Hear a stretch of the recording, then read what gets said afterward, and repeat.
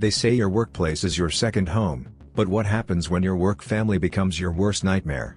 Hi, my name's Eric, and I'm about to tell you how my coworker tried to sabotage my entire career, destroy my reputation, and take the job I worked a decade to earn, all while smiling to my face. What he didn't expect was that I'd strike back, and take everything he cared about down with me.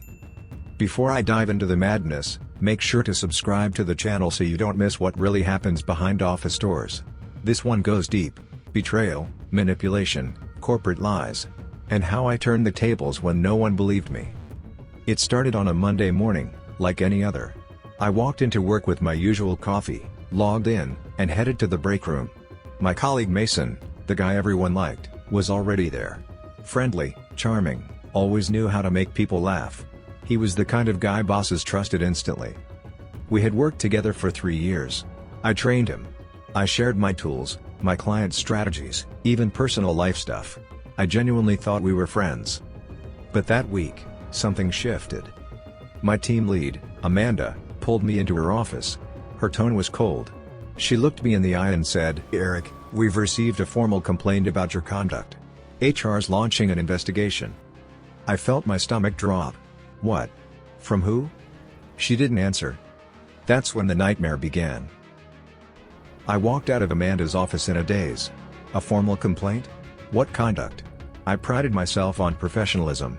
I had never raised my voice, missed deadlines, or even shown up late. My performance reviews were spotless. The silence from HR was even worse. No details. Just, "You'll be contacted shortly." I spent the next 3 days barely able to sleep. Every meeting felt like people were whispering. My Slack messages dried up. Suddenly, I wasn't being copied on important emails. It was like I'd been quietly exiled. Then came the kicker, a calendar invite from HR. When I entered the conference room, Mason was already there. Smiling. Polished. Like he was about to deliver a TED Talk. HR asked me to sit. Then, they read aloud a list of complaints supposedly documented by Mason and 2 others on our team. The accusations were devastating. That I took credit for Mason's work. That I created a hostile environment. That I pressured female interns. That I threatened to ruin Mason's promotion chances. I was speechless. None of it was true. Not one word. But the way they spoke, it was like they'd already made up their minds. When I looked at Mason, he didn't even blink. He just sat there, nodding along, the concerned coworker helping clean up a toxic mess, the one he had created. I realized right then. This wasn't about any complaint. Mason wanted my job. My title. My respect. And he'd stop at nothing to get it. I left that HR meeting shaken to my core. I didn't go back to my desk. I walked straight to my car, locked the door, and just sat there, trying to make sense of what the hell just happened. How could someone lie so convincingly? How could Mason, someone I considered a friend, paint me as a monster? And get people to believe it? I knew I needed help. I called my wife, Jenna.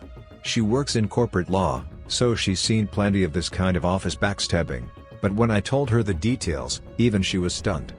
"Eric, you're being set up," she said flatly. "This is textbook. They're building a case to push you out without severance." That word hit hard, push you out. After 10 years at the company, I was about to be tossed like yesterday's trash based on fabricated lies. My chest tightened. I felt like I was drowning. But Jenna didn't let me spiral. She snapped into strategy mode. "Start documenting everything. Every conversation, every file you shared with him, every email where you trained or helped him. If he's taking credit for your work, we'll prove it. And Eric, don't trust anyone at the office right now." I went home and spent hours digging through my backups. Old project files. Recordings of team calls. Slack exports. What I found changed everything. Mason had been quietly erasing my name from shared documents. On reports we co-wrote, he removed the author, Eric D. Field, and replaced it with his initials. He'd exported PowerPoints I made, deleted the original shared link, and re-uploaded them under his account. He'd been doing this for months. This wasn't just betrayal. This was premeditated career theft. Armed with this evidence, I felt a flicker of hope, but I also knew the battle was just beginning. I scheduled a meeting with Amanda and HR again, determined to show them the proof Mason was manipulating everything behind the scenes. But when I walked into the conference room, the atmosphere was colder than before. Amanda barely looked up as I laid out the screenshots, timestamps, and document histories. "You have to understand, Eric," she said, voice clipped, "HR has to consider the entire team's experience. There have been reports from multiple people, and we can't ignore those." I shook my head in disbelief. "But these are fabricated lies. I have evidence showing Mason's been erasing my contributions to projects. Why is that not being investigated?" She sighed, glanced at the HR rep, then back at me. "Office politics are complicated. Sometimes we need to make tough decisions for the sake of the department. We'll continue our inquiry." I left feeling defeated but also furious. Not just at Mason, but at the system protecting him. I realized then that this wasn't just about proving innocence, it was about survival. For weeks, the workplace grew colder. Mason was everywhere, smiling, getting praise, getting promoted to the role I was eyeing. I was frozen out, micromanaged, and given meaningless tasks. But something unexpected happened. One of the new interns, Emily, quietly approached me. "I've seen what's happening," she whispered one day. "Mason's been using me to spread rumors. I hate it. If you want, I have messages and emails from him planning this."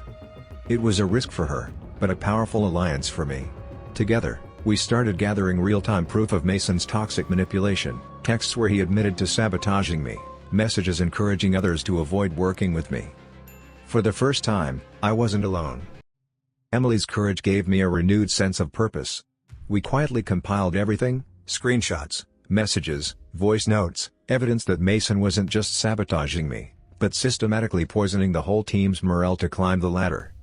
I knew if we presented this all at once, it could blow the whole thing wide open. But I had to be careful. Mason was cunning, always watching. One day, during a team meeting, Mason began subtly mocking me in front of everyone, small jabs about my lack of leadership and poor communication. The room tensed, and some co-workers chuckled. I clenched my fists, but kept my composure. After the meeting, Emily and I decided it was time to go to Amanda again, this time, with a rock-solid case. We booked a meeting. When Amanda and HR arrived, I calmly laid out the evidence, letting Emily share her part. Mason's carefully constructed facade began to crack. Amanda's face shifted from cold dismissal to something closer to shock.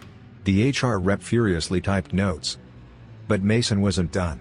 He stormed in, loudly denying everything, accusing me of harassment and bullying Emily to conspire against him. It turned into a verbal war, two people fighting for their careers in front of HR. I stayed silent, letting the facts speak louder than his lies. After hours of heated debate, Amanda said the investigation would be reopened and promised stricter oversight. For the first time, I felt the tide was turning. But deep down, I knew this fight was far from over. The reopened investigation felt like walking through a minefield. Every day was filled with tension, whispered conversations, and wary glances.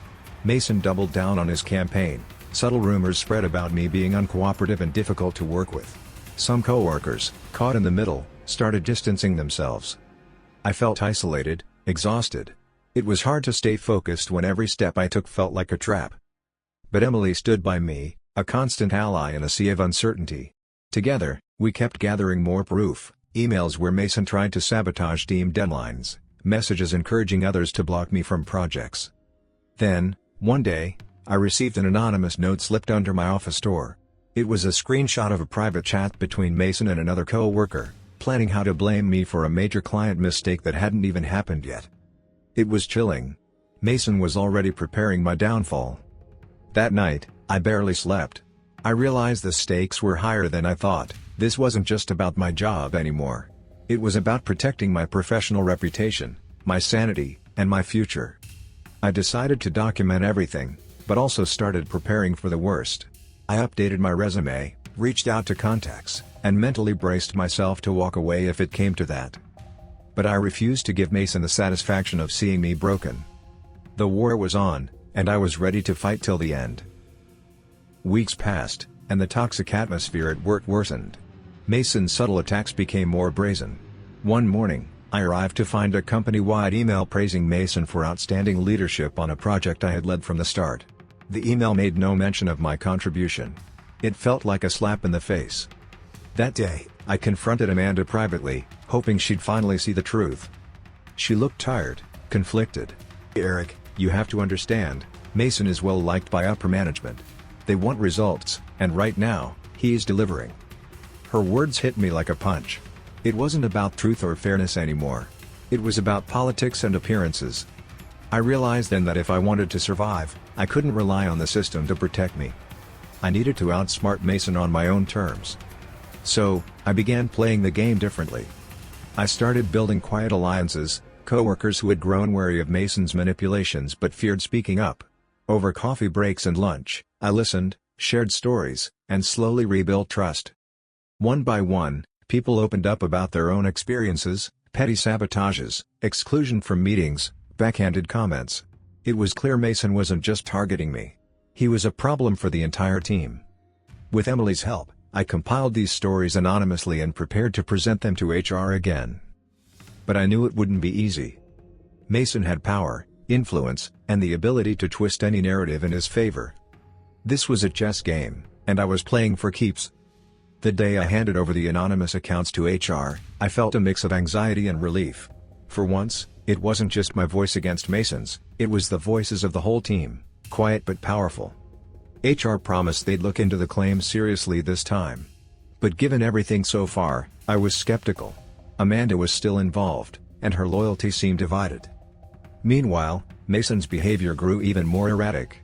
He started openly undermining me during meetings, interrupting me, and spreading rumors that I was trying to sabotage the company. One afternoon, as I was working late, I caught Mason lurking near my desk. When I asked if he needed something, he smirked and said, "Just making sure you don't mess up again." It was a threat, plain and simple. At home, I was emotionally drained. Jenna urged me to consider legal options, but I wanted to hold on to my job. I told her, if I lose this, it's not just about me. It's about standing up to people like Mason who destroy careers. But the stress was taking its toll. I started waking up in the middle of the night, heart pounding, replaying every confrontation, every sly comment. One morning, I found a message from an unknown number: "You're not going to win. Give up before it gets worse." I showed it to Jenna. She was furious. This isn't just workplace drama anymore. It's harassment. That message was a wake-up call. I had to fight smarter, not just harder. I decided it was time to bring in outside help. Jenna connected me with a lawyer who specialized in workplace harassment and corporate retaliation. The lawyer listened carefully as I recounted everything: Mason's lies, the sabotage, the threats, the toxic environment. He advised me to file a formal complaint with a detailed timeline, including every piece of evidence we'd collected so far. This complaint would force the company to take action, or risk legal consequences. Filing it felt like stepping into a ring, knowing the fight would only escalate. But I was ready. I submitted the complaint, and within days, HR called me in again. This time, the tone was different, colder, more official. Mason was placed on leave pending investigation. The whole office was buzzing. I felt a strange mix of relief and anxiety. The silence from Mason was deafening. He wasn't around to taunt or sabotage. But with him gone, a different challenge arose. Suddenly, I was expected to lead the projects Mason had abandoned. I had to prove myself all over again, under a microscope. Some coworkers who had once avoided me now watched closely, waiting to see if I'd fail. The pressure was immense. But I refused to let the past define me. I doubled down, putting in late hours, communicating clearly, and slowly regaining trust. And through it all, I learned something unexpected: sometimes, the worst betrayals show you your true strength. With Mason on leave, the office dynamic shifted dramatically. Some coworkers quietly apologized for doubting me, others kept their distance, wary of the fallout. Amanda stayed professional but visibly tense. I knew the leadership was feeling the pressure from higher-ups. Despite the challenges, I finally started to regain footing. I took on Mason's key clients, fixing the damage he'd caused, and steadily rebuilt my reputation. But even as I gained momentum, the scars of betrayal lingered. One afternoon, Emily pulled me aside. She had uncovered a shocking fact: Mason wasn't just trying to ruin me, he'd been funneling confidential client information to a competitor. I felt like the ground shifted beneath me. This wasn't just office politics anymore. This was corporate espionage. We took this new evidence to Amanda and HR, who launched a full-scale investigation. Mason's lies, manipulation, and sabotage suddenly had serious legal implications. But amid this chaos, I struggled with conflicting feelings. Part of me wanted revenge. Part of me just wanted peace. I realized the hardest part wasn't beating Mason, it was learning to trust again in a place that had become a battlefield. Still, I was determined to finish this fight, for myself, and for everyone who'd been hurt by Mason's games. The investigation into Mason's actions intensified. HR brought in external auditors to review all client data transfers and internal communications. I was interviewed multiple times, and the weight of the process strained me emotionally and mentally. The tension in the office became unbearable. People whispered behind closed doors, speculation ran rampant. Some feared retaliation, others quietly admired my resilience. Mason was officially suspended, and his access to company systems was revoked. But rumors swirled that he was fighting back, trying to pressure Amanda and HR to drop the case. One day, Amanda called me into her office. "Eric," she said cautiously, "the company is considering legal action against Mason. But you need to be prepared for a long, difficult process. This won't end overnight." I nodded, feeling a mixture of exhaustion and resolve. I thought about the past months, the betrayals, the fear, the near collapse of everything I worked for. But I also thought about how far I'd come, the alliances I'd forged, the truth we uncovered. I realized that no matter what happened next, I had reclaimed my dignity. This wasn't just a story about workplace drama. It was a story about fighting back, about refusing to be a victim, and about the strength we find when we stand our ground. The following weeks were a whirlwind. Legal teams got involved, and Mason's position became increasingly untenable. The company started distancing itself from him, quietly preparing to terminate his contract. Meanwhile, I focused on healing the fractured team. I organized small group meetings, encouraging open conversations about trust and accountability. It wasn't easy. Many were still wary, scared of getting caught in the crossfire. Emily's support remained a beacon of hope. She became an unofficial liaison between management and the staff, helping to rebuild morale. Yet, despite these small victories, the scars ran deep. I caught myself second-guessing colleagues, hesitant to fully open up again. It was a reminder that workplace drama doesn't vanish overnight. One afternoon, Amanda approached me with unexpected news. "We're offering you Mason's former role permanently," she said, her tone sincere. "The board is impressed by your professionalism throughout this ordeal." I was stunned. It wasn't just a job offer, it was validation. But accepting meant stepping into the very place where I'd been betrayed. I asked for time to think. Because sometimes, the hardest battles aren't fought against others, but against your own doubts. I spent that weekend wrestling with the decision. Taking Mason's role meant stepping into a spotlight I never wanted, leading a team still bruised by conflict, navigating office politics that had almost destroyed me. But turning it down felt like admitting defeat. Like letting Mason win. I thought about Jenna, Emily, and the co-workers who stood by me. Their faith gave me strength. In the end, I accepted the position. The first few weeks were rough. Some co-workers tested me, others avoided me. But I committed to transparency and fairness, determined to build a culture where trust could grow again. Slowly, the office began to shift. People started communicating more openly. Projects that once stalled moved forward. The tension lessened. One day, Amanda called me in again. But this time with a smile. "Eric, you've done more than we expected. You've changed the team's dynamic for the better." It felt like a long overdue victory. But I knew I couldn't forget what happened. Because in the world of office politics, peace is fragile, and vigilance is the price of survival. Months passed, and the dust began to settle. Mason was officially terminated, his reputation in tatters. The legal battle ended quietly, with a settlement that barred him from working in the industry for a while. I thought I'd feel relief, closure. But what stayed with me was a lingering wariness. How many others like Mason were out there, waiting to strike? How many times had I been blind to toxic behavior right under my nose? That experience changed me. I became more cautious, yes, but also more empathetic. I understood how easy it is to feel powerless in a toxic environment, and how important it is to speak up and build support. Work wasn't perfect anymore, but it was real. And I was no longer just surviving, I was leading. One afternoon, as I walked through the office, Emily caught up with me. "Thank you," she said quietly. "For believing me, for fighting." Her words hit me harder than I expected. I realized then that this story wasn't just about me. It was about the small voices that need to be heard, and the power of standing together.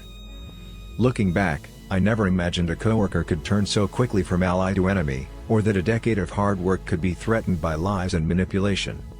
But surviving that storm taught me something vital. In toxic workplaces, your greatest weapon isn't just skill or knowledge, it's resilience, integrity, and the courage to stand up for yourself. If you're dealing with betrayal or unfair treatment at work, remember you're not alone. Find your allies, document everything, and never let fear silence you. Mason lost more than just his job. He lost the respect of everyone who knew the truth. And I reclaimed my career, stronger, wiser, and ready for whatever comes next. Thank you for listening to my story.